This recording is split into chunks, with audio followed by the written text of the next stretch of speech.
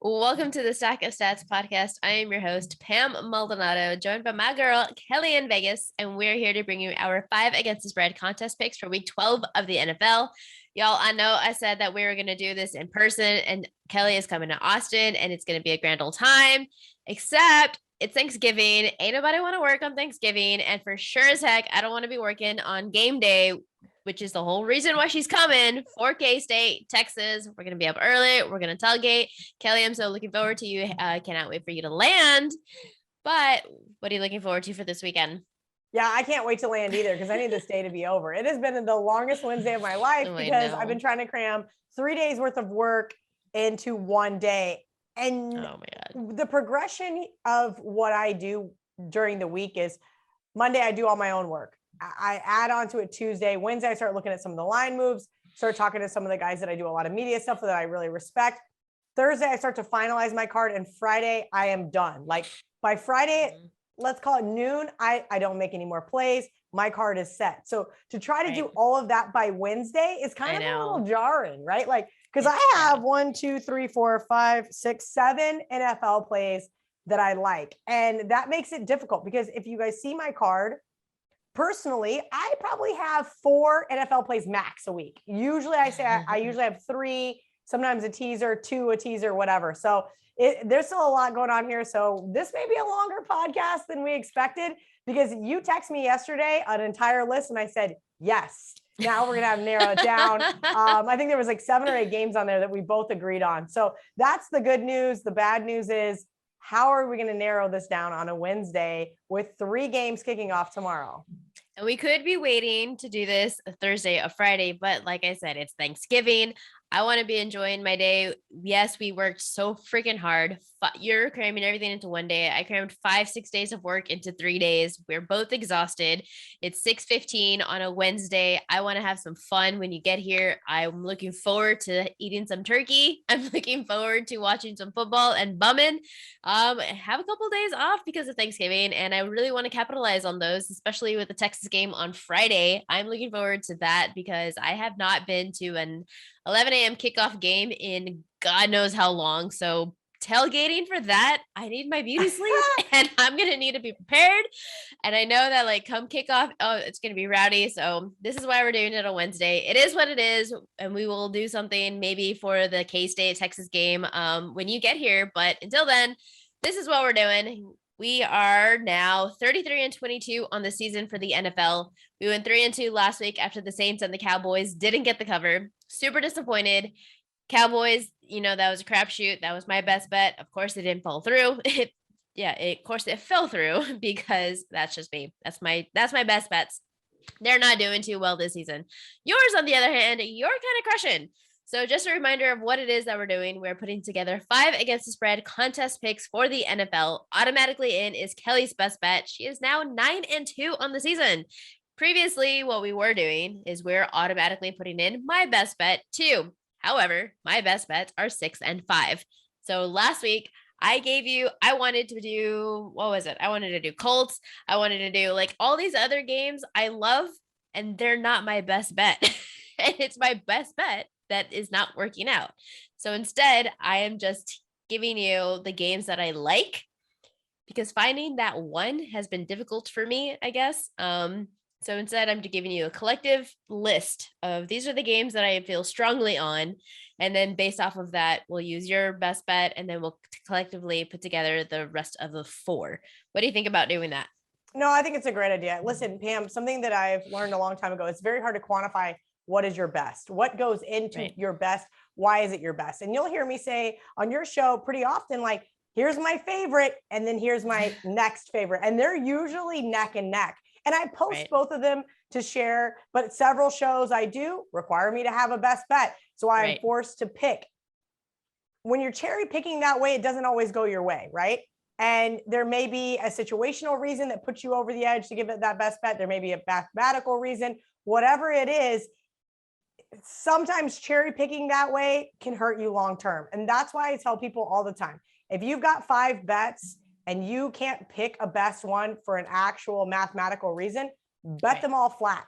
Don't try to go 3 units here, 4 units there, 2 units there. Bet them all flat. That's what I always recommend to people that follow me, because it makes the most sense, especially the way that the lines move, right? Sometimes you don't want to be betting into a bad number, especially if it's someone's best bet. Last week, Seattle was my 3rd favorite pick. And what happened? We got a great number and they got the doors blown off of them. So if you're asking me to quantify my 2nd best bet and my 3rd, it gets very difficult, right? So the 9-2 number, while I'm very excited that it's that, can be a little elusive, right? So it's no different than your 6-5, right? It is just one of those things. And I don't want people to buy into that too much. And I don't want to take away from the skill set that you have either. But I do think that when I hear you tell me best bet, that means that is your favorite. When maybe you should say, here's my 3 favorites, and maybe we can talk through those. Then I'm going to do that, because I do have a few favorites, and we'll narrow it down potentially. So we'll start first with your best bet. And that is a game that I also used for our Yahoo Sportsbook podcast that we do. It is the Colts +3 at home to the Bucks. For this, it was simple for me.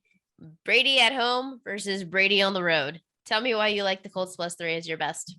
Yeah, Pam, you nailed it. I was going to say all these great things about the Colts and how well they've started to play and how well I think that Frank Wright is controlling the clock, running Jonathan Taylor against certain defenses, doing all the right things, limiting Carson Wentz's mistakes.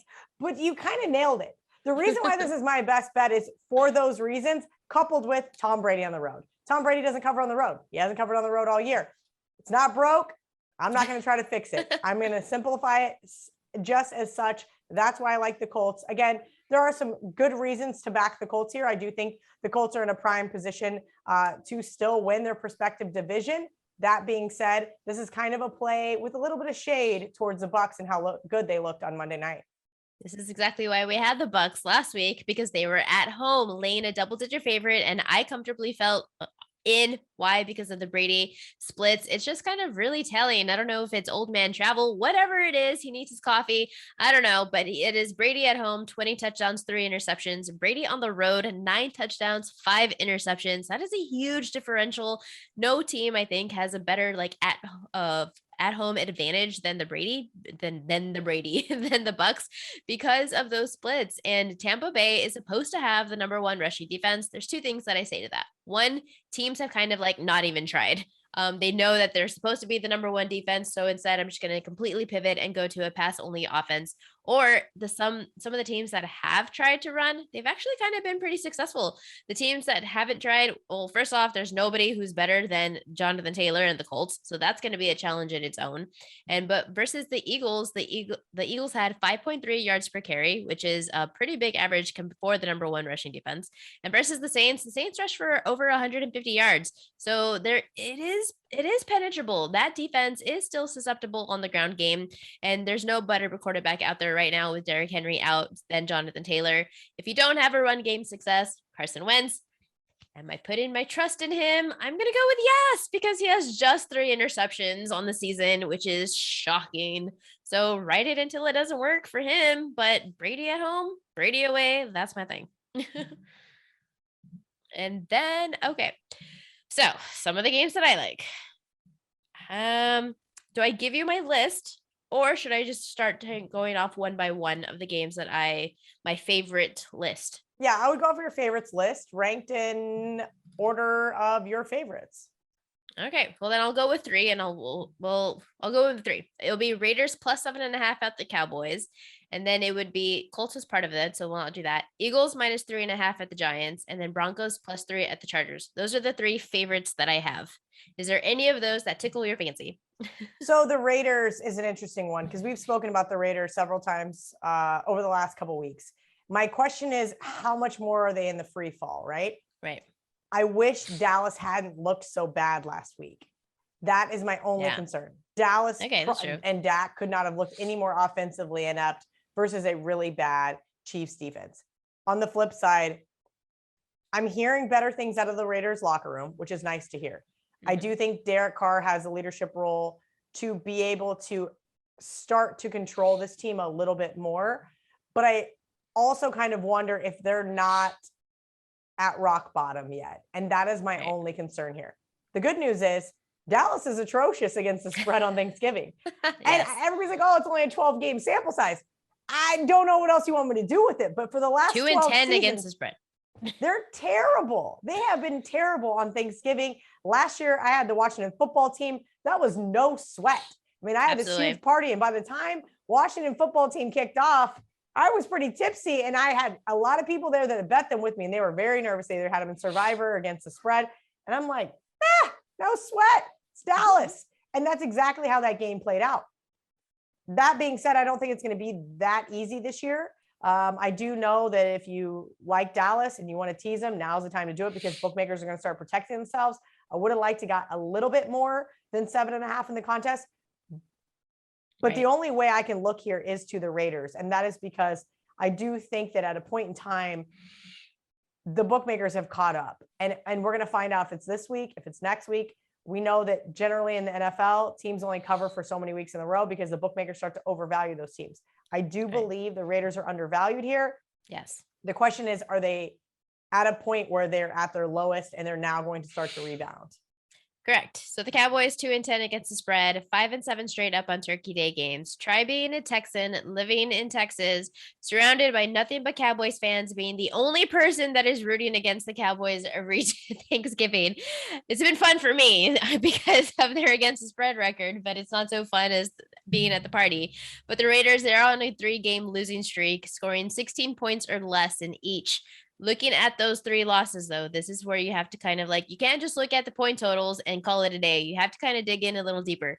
It was one of their losses. The first one that's got it going was against the New York Giants. That was right after the Henry Ruggs incident. You can't fault them for that. Then they played the Chiefs, who may be back. And then they played the Bengals, who is a very good defense. And that game was actually closer than it was. It was than the point total score, than the point total shows. They were in that game for 3 full quarters. And then a couple of interceptions there thrown by Derek Carr at the end is kind of what helped push them away from having a chance in that game. 2 turnovers led to 10 points for the Bengals. Defensively, though, this Raiders defense has been holding it together. They held Joe Burrow to under 150 passing yards, 1 touchdown. And more importantly, the longest throw for Burrow was only 17 yards, which is phenomenal because Joe Burrow to Jefferson has been, not Jefferson, to what's his name? Why did I go blank? Jamar Chase has been absolute fire for a player prop this season. And then they kept Bengals to 4.1 yards per play. Offensively is where the problems have been lying. They really need to catch up there. Dallas offense, running back Ezekiel Elliott, he got hurt with his knee versus the Chiefs. Wide receiver Amari Cooper is still out. And wide receiver CeeDee Lamb, he left the game versus KC with a concussion. There's still no word as to whether he's going to play. I'm seeing that it's potentially going to be a no-go for him. But too many points. And not to mention their O-line is banged up as well. Look, if the Raiders can keep it close, it's going to be because of their defense. You're right. Their offense has been sputtering, wonky. I guess is a good will. It's just not getting they don't have a lot going. Defensively, I think that they can stay in this game. That's my only question. My problem is that I know that the over has been heavily bet. And that goes in the back of my mind and says, okay, this is going to be a shootout. My question for you is, can the Raiders win in a shootout or at least keep it within a touchdown in a shootout? And offensively right now, that is my concern for them. I like the under. I like it when the line goes up because that gives me value to buy down. And so for that reason, I still like the plus 7.5. Even if it was a shootout, you're getting over a touchdown, which I know points become more of a premium in a higher scoring game, but also historically, we're talking about the Cowboys doing poorly on Thanksgiving Day games. Well, unders have actually been profitable on Thanksgiving Day too, instead of the overs. Maybe it's turkey hangover. They're not really in it to be there. Whatever the reason is, unders have been profitable over the long term. Well, then let's talk about another game that we could be there. I also liked the Eagles minus 3.5 at the Giants. When I looked at this game, the line was 3. It is now 3.5. The contest set is 3.5. I'm not worried at all about Jason Garrett, offensive coordinator for the Giants, being fired. A lot of what is the hype that when you lose your coach, well, now you're kind of reinvigorated with your team. I don't really think that matters. Jason Garrett was awful. I don't think there is any demise in him, the team disliking him as a person. You don't ever hear that negativity. Maybe just the play calling wasn't there. But the Eagles, I am now on board with, okay, I believe that the Eagles are legitimately just a very good team. And they are a very good team against very bad teams. They have a plus 37 point differential against teams with a losing record. That's exactly the Giants. And their running backs for Philadelphia, an average of 32 touches for 160 yards per game over the last 4 games with 6 scores. This is a very potent rush offense. They have made their identity. They want to run the ball, and they are pounding it down your throats. The Giants, they're 22nd against the run.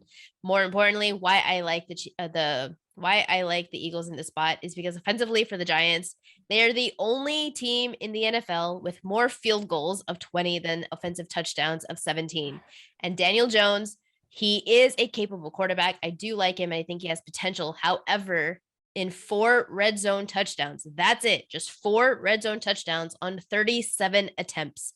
If the Eagles get off to a lead, are you going to be able to trust the Giants, who historically the Giants have been a better road team than they are at home? And more important, the Giants defense, they have not faced a mobile quarterback. I think that is why the Eagles are doing so superbly, is because how the hell do you defend somebody like Jalen Hurts, who has over 600 rushing yards on the season? You do that in college. It's really difficult to do in the NFL, and defenses have no answer for it. And that's why he has so much success on the ground. 5.8 yards per carry. He has 60 rushing yards or more in 4 of his last 5. And then of course he's doing all the scoring on his own. I don't mind the hook because this potentially could be a blowout. I definitely don't see a blowout. I actually see this being like a low scoring, boring NFC East game where the Giants are probably going to win the game. This is a game I hate. I'm not going to bet the Giants. I'm not asking you to bet the Giants. I feel like I've just seen this so many times in the NFC East where the Giants are going to screw around and get a win when they're 3-7 on the season and they just fired Jason Garrett, who by all means was the only one that was aggressive in their play calling. I want to pass on this game. I hate laying points on the road. You know that. So it's kind of one of those difficult things for me. So I'd like to table this one. I agree with everything you said. The Eagles, we just spoke about them against the Bucs, should be able to run the ball down the Giants' throat by all means. It just is. It's for some reason this 3.5 is in the back of my mind here, and I hope you're right. And on Sunday, you text me and you're like, "I told you about the Eagles." The Giants have lost 13 out of the last 16 games. Yeah, I know. But at home, I look at this Raiders game, and maybe it was an anomaly because of the Henry Ruggs incident, Gruden being fired, everything. I think the Eagles are being just a little too valued here, and that's what concerns me. Okay. That is the only thing, is the Eagles could not have looked any better against the Saints last weekend. And that to me has me going, okay, wait a minute. Okay, well then the third game that I had on my favorites list was Broncos +3. I ended up using this also for a Yahoo podcast. I like the Broncos here I know that the Chargers look hella freaking good, but the Steelers, they just played the Steelers. The Steelers and the Broncos are essentially the same damn team. Statistically, they're the same offensively, defensively, but Denver does have the better defense, and they have the better rushing offense, which is far more important in this spot because the Chargers are last in league in rushing yards allowed. The Broncos have a 2-man running back split in Melvin Gordon. He has 4 games straight with a rushing score. And now you have also Javonte Williams, who's averaging over 6 yards per carry in his last 2 games. So he's coming into this potentially with, he's going to maybe get a bigger role after this. And then that's the game plan that you have against this Chargers team. You run the ball against the Chargers. Los Angeles Chargers versus Pittsburgh. This is my one concern, is that they were leading this game 24-10. But Pittsburgh had a blocked punt touchdown, and that's where everything kind of flipped for them. We got the cover with the Steelers last week, but they allowed Big Ben, who's old man Big Ben, 6.2 yards per pass, 3 passing touchdowns, and 0 interceptions. That is the most yardage he has had since week 3. And that is the most passing touchdowns he has had this season. So they made him look hella good. And the Chargers, 30th in the league in points allowed per drive. So they're allowing teams to put up 7 points against them, which is why their games are so high scoring. And Denver defense, just 10% of the plays against Denver have come from inside the red zone, the lowest in the league. And they are 4th best in opponent touchdowns allowed. This is why I took Denver against the Cowboys, because of this defense. Denver top 10 in sack percentage, And Herbert under pressure, he's a fantastic quarterback, but when he's under pressure, 49% completion, 5 yards per pass, Denver defense has not allowed any quarterback to throw more than 2 touchdowns this season and allowed over 200 rushing yards to Philadelphia. That was coming off a bye. Now you're facing a passing team. That is their wheelhouse. Play against a passing team. Bridgewater, he has 0 interceptions in 4 of his 5 home starts this season. I'm kind of convincing myself that this may be my best. Yeah, this would be my 1B. I love the Broncos this week. As you guys all know, I love those divisional home dogs. And that's kind of, I think, also what's in the back of my mind with the Giants. Yes, the Chargers have shown a lot of moments of greatness this year. And as a Broncos fan, Vic Fangio frustrates me more than words can express. But you've got Denver coming off a bye. You've got LA and that emotional roller coaster of a game last Sunday night that you just touched on against Pittsburgh, that they had the opportunity to blow out Pittsburgh. I went to bed at halftime. I was like, screw this. I'm done. Wake up. I'm like, oh, Pittsburgh got the cover. And that just seems to work out for me as of late. I just go to bed. I think Melvin Gordon, Javonte Williams, all they have to do is run the ball against this Chargers rush defense you just mentioned, and the Broncos win this game at home. That's just the how I see this one playing out. Now, the Broncos will very, very, very, very rarely ever be my best bet because they are my team and I am so critical of them. But I do feel like I know when to go against and I know when to play on. And this is absolutely a spot that is a play on spot for the Denver Broncos. Well, we've got 2 games then. Let's lock it up and then we'll just hope that everybody else goes 1-4. And then we'll move it along. All right, fine. Okay, so those are the 2 games that we have. We have your Colts, and now we're doing the Broncos +3. What do you think about the Bears -3 at the Lions? This is a hard team they always say it's hard to beat a team twice. I know the Lions are still searching for the first win, but the first meet, they lost 24-14. Running back David Montgomery in that game, over 100 rushing yards, 2 touchdowns. The Lions last week, 13-10, lost to the Browns, but quarterback Mayfield, Baker had 2 interceptions, and Chubb still was able to rush for 130 rushing yards. It was Baker Mayfield who lost that game, who didn't get anybody to cover, who had Browns. If you have no Fields, I actually think Dalton may be a better quarterback than Fields. He had over 200 yards passing, 2 touchdowns, 0 interceptions. He's absolutely fine. I don't think the quarterback situation is an issue at all.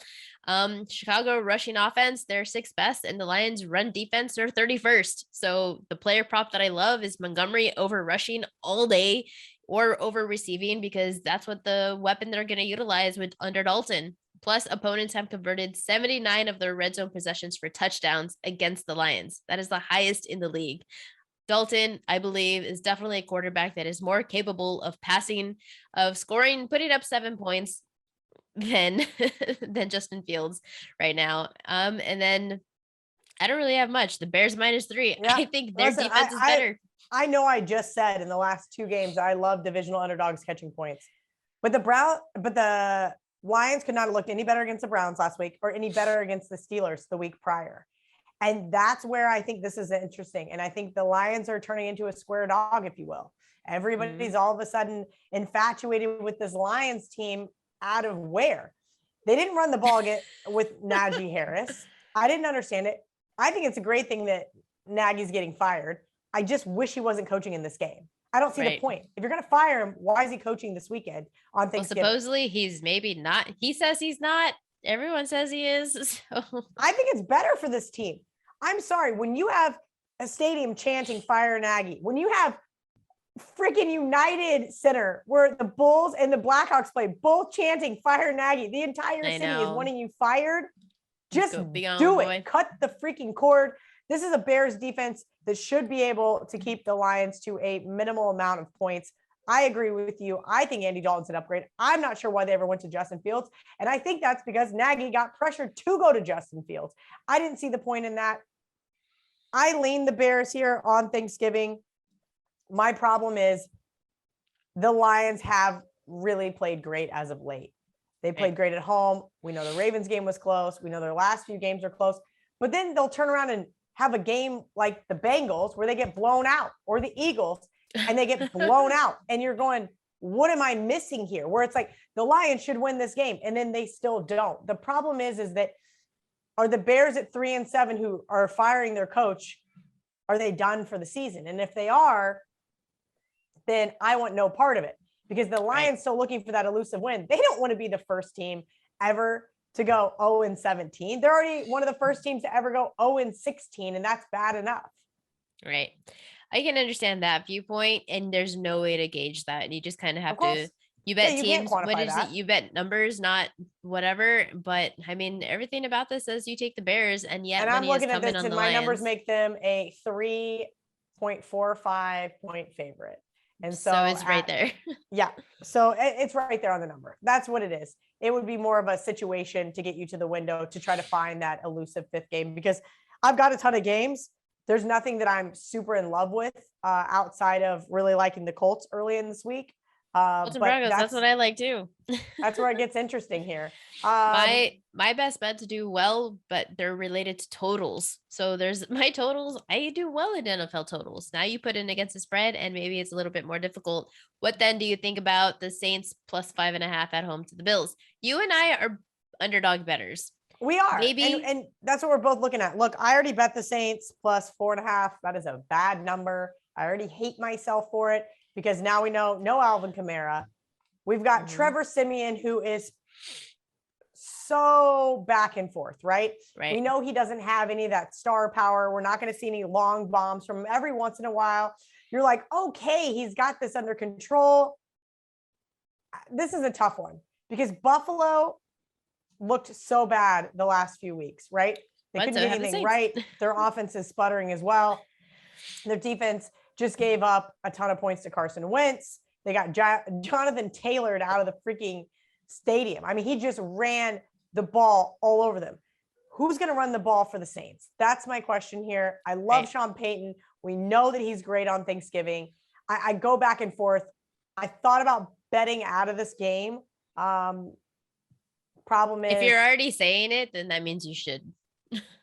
If you have any bit of doubt, like you should. I've always tell people, like, if you don't love your bet, then why are you betting it? I don't bet at this things point that now I like. It's the Saints -6. I know games don't land 5, but that will be what happens to me, and then I will middle myself. I'm just going to stick with my bad number. The good news is early in the week, I make a lot of 1-unit bets, right? Based on the number. Like last week, I had the Vikings plus 2.5. I had the Vikings in a teaser early.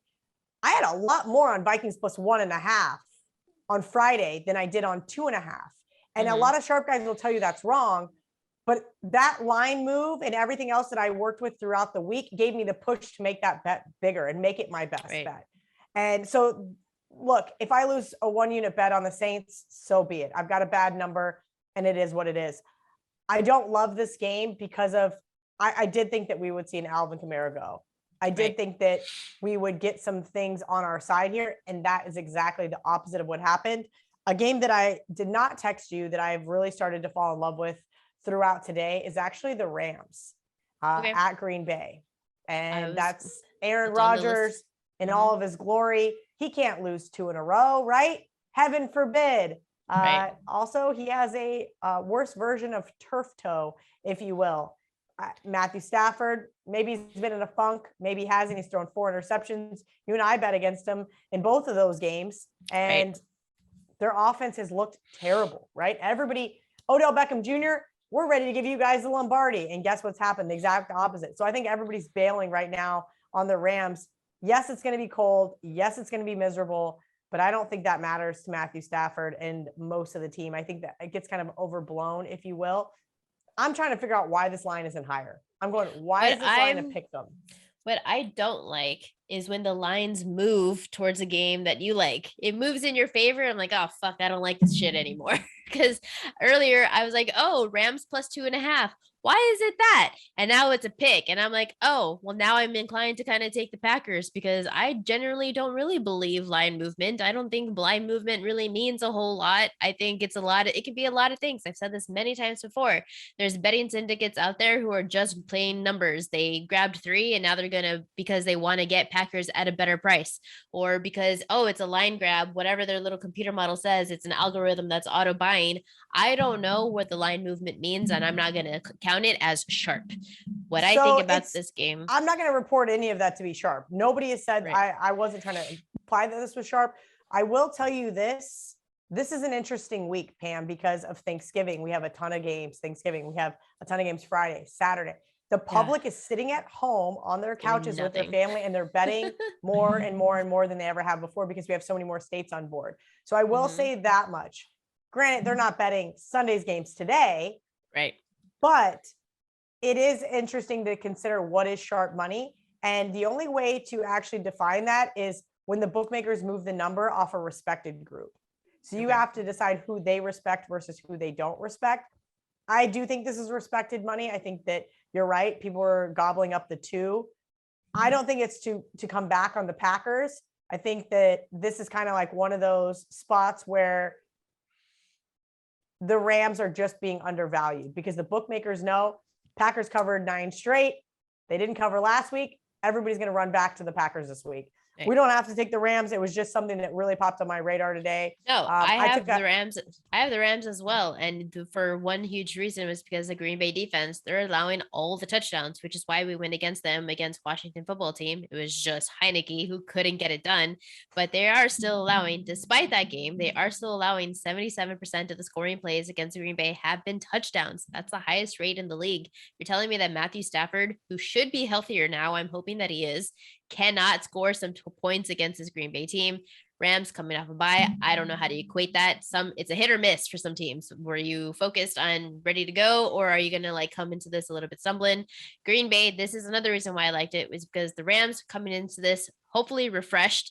Green Bay still has not had a bye this season. They are hanging on, and Aaron Rodgers was actually in an interview that says, we are hanging on. We are just trying to make it to our bye. And then he was showing his feet, which made Rex Ryan really excited. No, I don't know if that happened, but I saw that meme and it cracked me up. But he's not 100%. You're right. Neither is his team. When you have these late season buys, it can start to take a toll on a team. And I think Kevin King is absolutely exploitable on that Swiss cheese defense. And I think that Matthew Stafford, having seen Green Bay all of those years in Detroit, should be able to capitalize this week. Right. And what I also like is that Green Bay is 22nd in pressure rate. That could definitely help Stafford's case for having an improved performance. And maybe we're getting them, even if it is a pick, I'm still going to call it a discounted price because of the back-to-back losses for Tennessee and against San Francisco before the bye. So you want to put this one on? I would like to. I like the Rams. And like I said, they've really grown on me throughout the week. I also like the Rams, so I'm not in disagreement. It's just not as confident of a pick because it's a pick. I like getting points, and now you're giving me a just win. That's a scary. Well, if you've learned anything from where I'm at as far as 2.5 and below goes, I usually like to tease those teams, but I also love to just bet them on the money line. That's what I did with the Vikings last week, just because we know games don't land 1 or 2. They do about 4% of the time between the two numbers. That being said, I don't think there's much difference between Rams +2 and Rams at a pick'em. Okay. Can we go back to the well with Big Ben, old man Roethlisberger, Steelers +4.5 at the Bengals? The Bengals, they're absolutely great against the run. That is their defensive strength. 25th in passing yards, though. Quarterback Joe Burrow against a good passing defense in the Raiders. He had 5.1 yards per pass, 1 touchdown. In Joe Burrow's last 4 games, in last 3 games, he's had 4 touchdowns, 3 interceptions, 11 sacks. That's kind of a worry. Is Joe Burrow maybe kind of faltering off as the season progresses? And Steelers, they are getting back their linebacker in TJ Watt. That is huge for me. 2nd in the league in sacks. And they are also getting a safety and cornerback, Minka Fitzpatrick and Joe Hayden. Those are also 2 players that could largely make a difference for this defense. Big Ben, he looked really good last week. Like I said, I don't think he's getting enough credit for, you're not Tom Brady and you don't have to be. Nobody else is. So he's getting by. The Steelers are finding ways to win games, and I don't think he's being given enough credit. In his last 5 games, Big Ben has 7.3 yards per pass, 9 touchdowns, 0 interceptions. How are you saying that he's not better or as good than Brady, he has a pick in every game? And you have Big Ben, who has 0 interceptions. I'm going to be the first one to say it. I like Big Ben. He is doing well. He's not as, he kind of looks like a clunker out there when he tries to run the ball, but he's doing things for this team right now. And he's getting them to win games or lose by really close. 4.5 is a bit of a scary number. And Joe Burrow is a hell of a good player. but you're getting TJ Watt, and I like TJ Watt against any player out there, any quarterback. What do you think? I'm just double checking. TJ is back, correct? He's still questionable, but I think he will be back. I'm with you. Look, Pittsburgh is much different on the road than they are at home, and that is great against the spread. They're usually catching points. This team is an underdog, much different than a team as a favorite.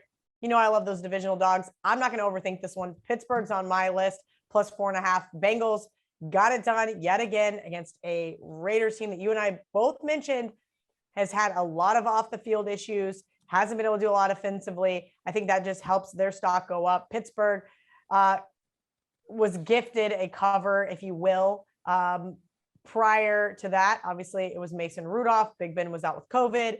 That being said, I think Big Ben's fine. I think Big Ben deserves a lot more credit because let me tell you this, he is not afraid to get hit, which a lot of quarterbacks either get bailed out by the refs and or as we've seen, are maybe afraid to take a tackle. Teddy Bridgewater, if you will.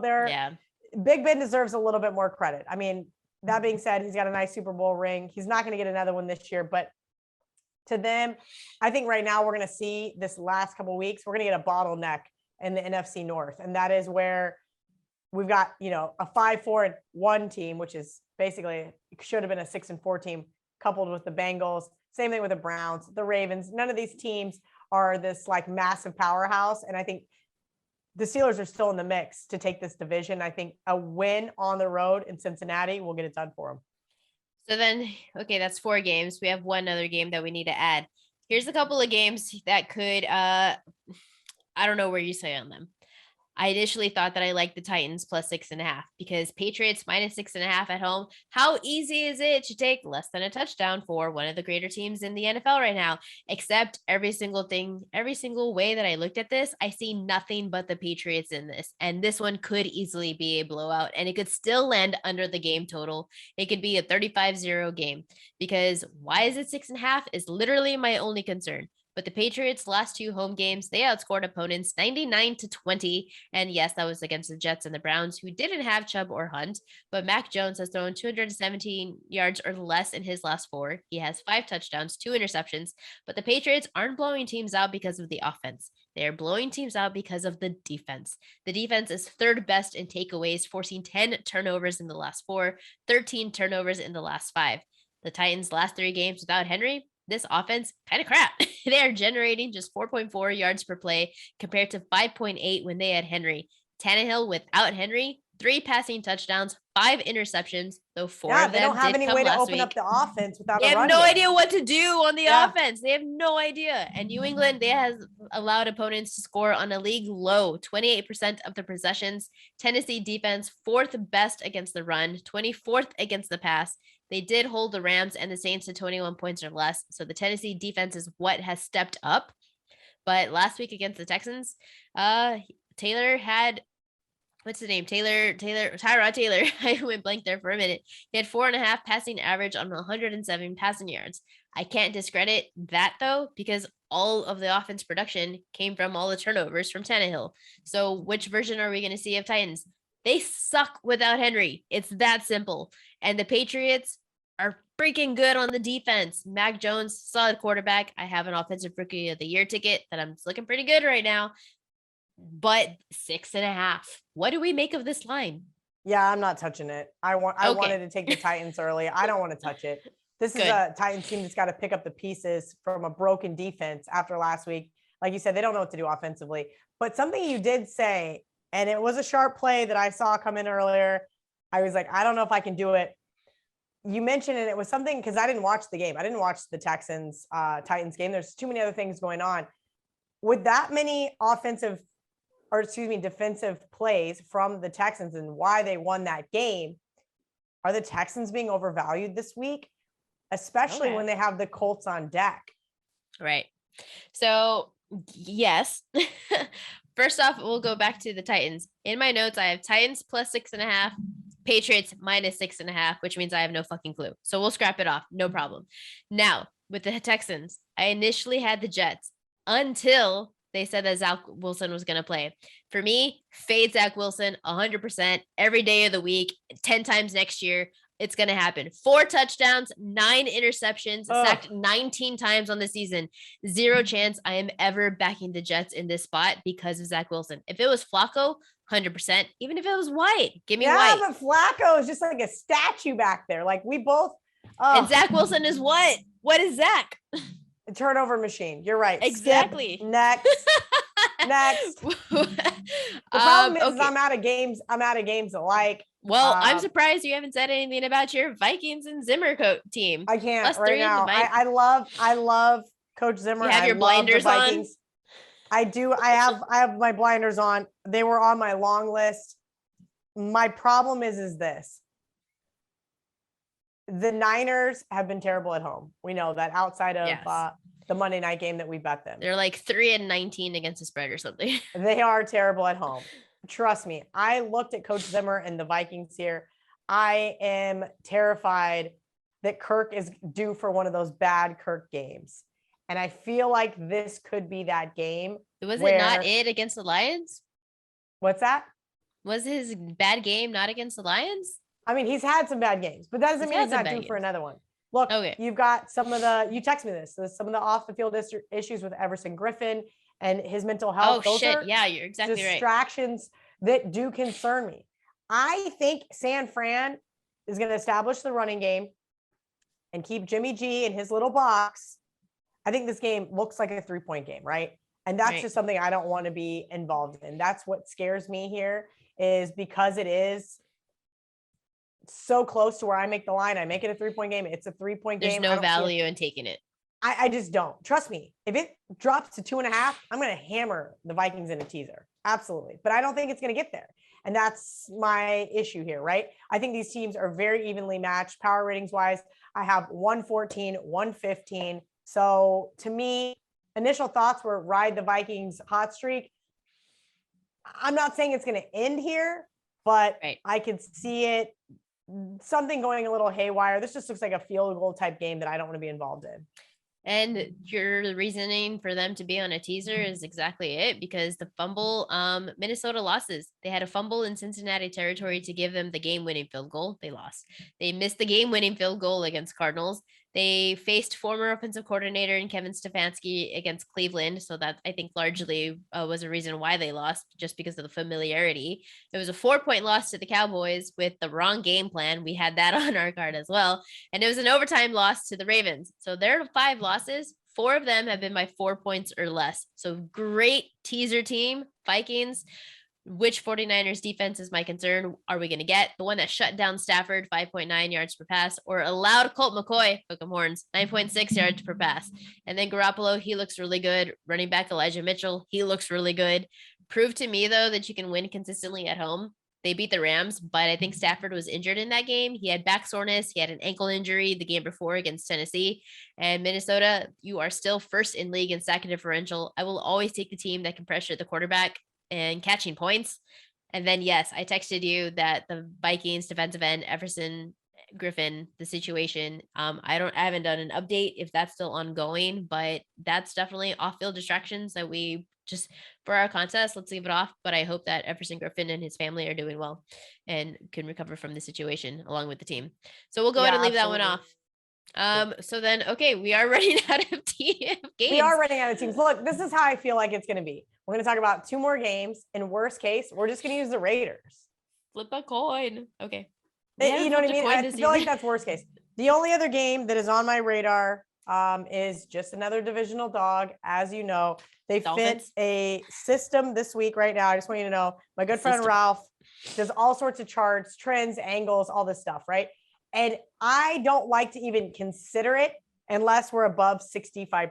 Because like, I want to know, like, this is a good bet over the course of, 30 or 40 games. And so I need there to be a good game sample size, and I need to be above 65%. Divisional teams before a bye. Browns have a bye next week. They play the Ravens. They're getting 3 and a hook, I believe, in the contest. Yes. Nick Chubb is back. The Browns just got taken to the wire by the Detroit Lions. Got to remember, my boy Lamar, I love Lamar Jackson. He's not 100% right now. This dude is sick every single week. Every single week he's on the injury. He's had list. COVID like 10 times. Yeah, well, he's had COVID, he's got the flu, he's got a stomach bug. Remember, he's the guy, grabbing his butt running the locker room. Not, what was that, 2 years ago? Like, Lamar, can we get this man some probiotics or something? Because seriously, he's got some issues health-wise, and I'm not saying he's not going to be great. Sunday Night Football, I think this is going to be one of those, like, really great divisional games, and to catch points here looks rather intriguing to me. Okay. I don't dislike this. My best bet for this game for Yahoo was the Browns first half +3. Ooh. And the reason for that is because 61% of the points scored by the Browns have come in the first half. That is the highest rate in the league. That's in total points scored. The Browns, they are 8th best in first half points, averaging 14 points per game, while the Ravens are averaging just 11. In the second half, though, this is where it gets really tricky if you're trying to back a team full game. Cleveland drops to 28th for second half points, averaging just 9 or less. In a couple of games, they've been shut out. Running back Kareem Hunt, he is designated to return back from IR, so he could play this week. That would definitely be beneficial. Nick Chubb, he has at least 100 rushing yards in 4 of his last 5 games. I like them to contend in the first half. Do you think they can contend full game 3.5 with the hook? Such a small spread. And for the first half, it's +3, and full game, it's 3.5.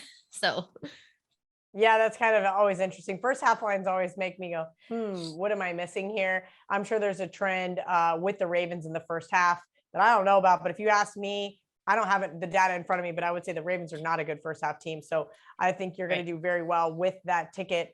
Look, Baltimore has done really great at home against Cleveland. They've won 11 of their last 13. I think we got to shorten down that sample size, right? Because the Browns were not good for a really, really long time. That being said, I lean towards this divisional underdog here that has a bye next week based on the data with Chubb coming back. I don't know what's wrong with Baker. We saw great Baker against the Bengals, and then we see bad Baker against the Lions. I think in a divisional game, we see good Baker again. Okay. Would you trust that then over the Raiders? I would.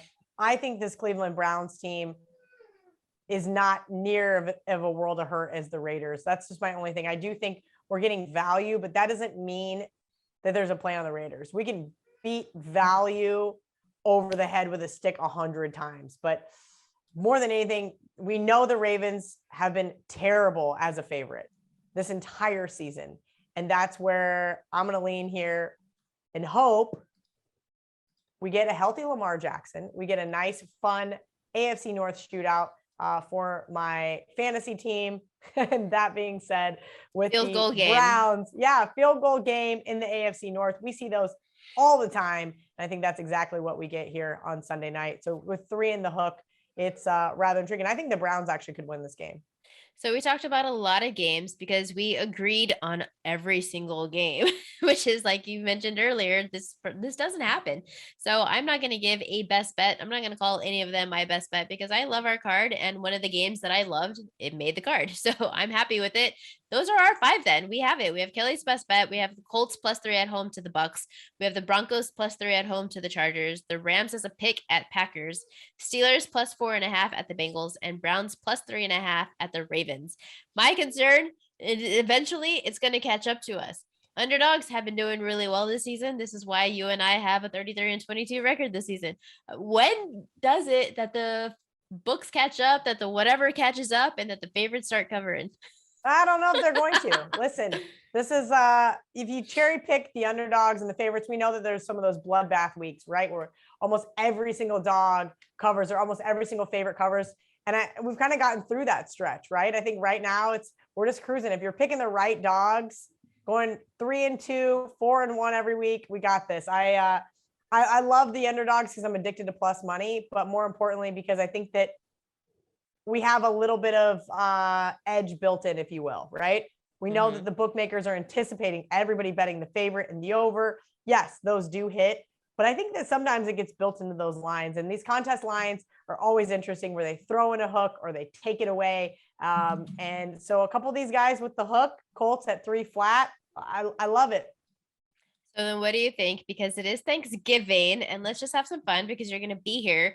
What do you think about I don't really do parlays often, but what do you think about a 3-dog parlay based off of our card? Oh, I'm with it. I like it. What do you think? Broncos? Well, we can't use the Rams because they're even money. Correct. So Broncos money line, Colts money line, and do you like Steelers over the Bengals or Browns over the Bengals? I like the Browns over the Ravens more than I like the Steelers over the Bengals to actually win the game outright. That is very interesting. Let me see what that would pay. I like it. Then let's go ahead and do that. Let's do a 3-team money line parlay on Colts money line, Broncos money line, and the Browns money line. Oh, I freaking love that. We're gonna do it. I don't know what the odds are, but they've got to be good. I'll go ahead and post them as a graphic to add this on. But those are our 5 against the spread picks. Just to reiterate one more time: Colts +3 at home to the Bucks, Broncos +3 at home to the Chargers, Rams as a pick at the Green Bay Packers, Steelers +4.5 at the Bengals, and Browns +3.5 at the Ravens. And we are doing a 3-game money line parlay because it's Thanksgiving, so no better time to do it than now. We'll do the Colts money line, Colts money line, Broncos money line, and the Browns money line for a 3-game parlay. That does it. Make sure to follow Kelly on Twitter at Kelly in Vegas. You can follow me on Twitter at Pamela M35. And happy Thanksgiving to absolutely everyone. I hope you have all the food, all the turkey, and enjoy your times with your family. And appreciate you, anyone who listens to this. Appreciate the love. And we'll talk to you soon. That does it for another episode of Stack of Stats.